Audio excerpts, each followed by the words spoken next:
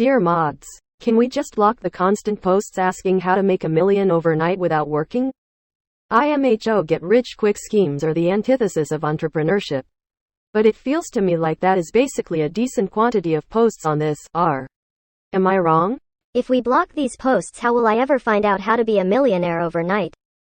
Gary Vee? No, seriously. Is it Gary Vee? Is that the answer? I like Gary Vee in microdoses. But more than 10 minutes of him and I start to feel like I'm being fed bullshit. Probably because I am. Imagine asking that question to Reddit and believing you will receive actionable advice.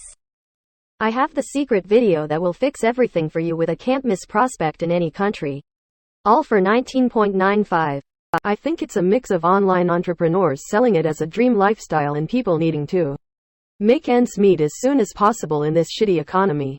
People genuinely have no idea what reasonable goals are and they don't know their expectations are too high. I agree. And I respect needing to feed your family.